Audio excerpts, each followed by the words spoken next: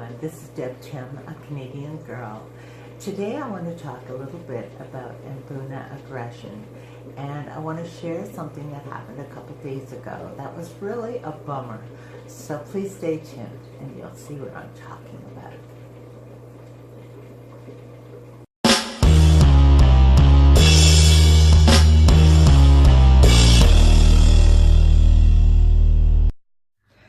This is my 75-gallon Mbuna community as it was last summer.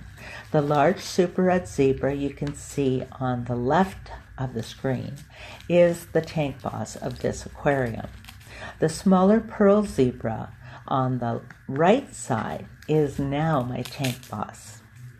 In the Malawi Mbuna world, every tank has a leader, a ruler, a king, or as we often call them, a tank boss. This fish is the most dominant within the hierarchy of your aquarium. The entire atmosphere is determined by the tank boss's behavior. The tank boss is more often a male, although it's not uncommon for a female to take this role. There are good tank bosses and there are bad tank bosses. A good tank boss will use his authority to keep order without causing stress or fear in his kingdom. He usually does not mingle with the peons, but he oversees everything. There will be a corner or a cave that he defends, but most often he has no need as everyone in the tank respects his space. Now, the bad tank boss is Brute, my super red zebra, in this aquarium. A bad tank boss will cause stress. There will be fish cowering up in the corners of the tank. You will experience more unexplained fish deaths, all because the tank boss is hyper-aggressive. Often your aquarium will look weird, having all your fish squeezed into one side of the aquarium, while Brute, or the bad tank boss, controls the border between. This is usually when it gets really bad. Brute here got worse and worse. He was very aggressive and domineering. He caused fear and stress in most of the fish. It's not a healthy environment for your community to live in. So, is it possible to get a good tank boss? Well, you just can't go to the local fish store and pick one out of the good tank boss aquarium, that's for sure. Although that would be helpful. Finding a good tank boss is possible, but it takes some work from you. Watch your tank, watch your fish. There will always be fighting in a hierarchy society as the pecking order is always changing and being challenged. You need to watch your fish.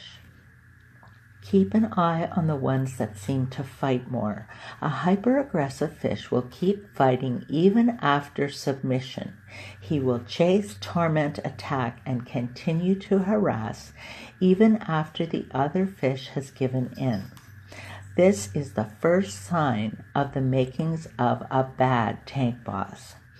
It's best to remove him before he causes so much stress that the tormented fish become physically ill, which often will end in death if not caught in time.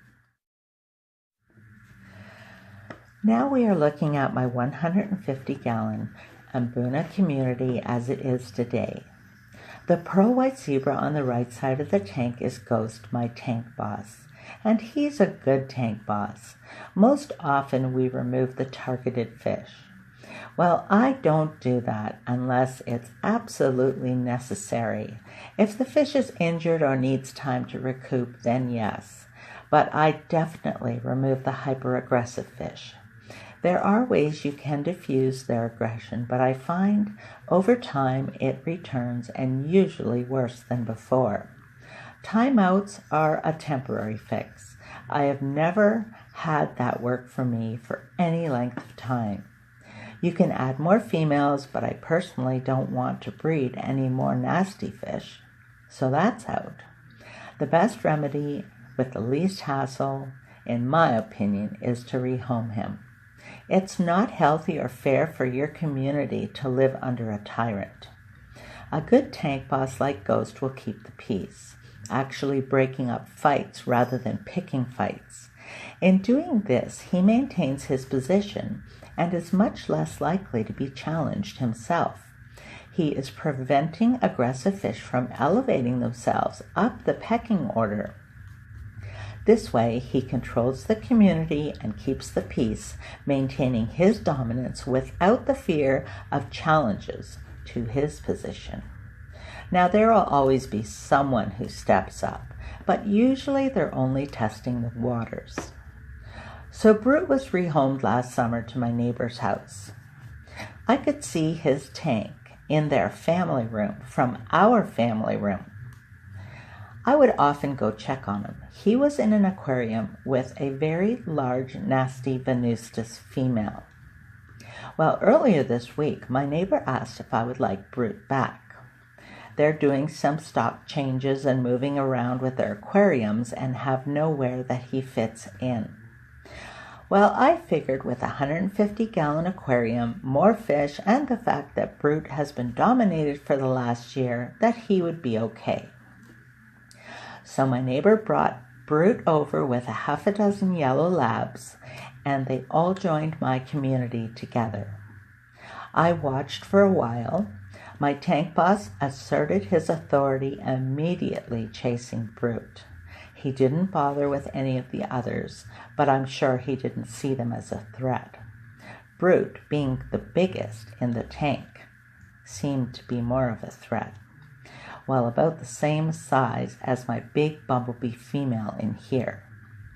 Brute stayed up at the top for a long time cowering, and Ghost seemed to like it, and just left them alone up there, or so I thought.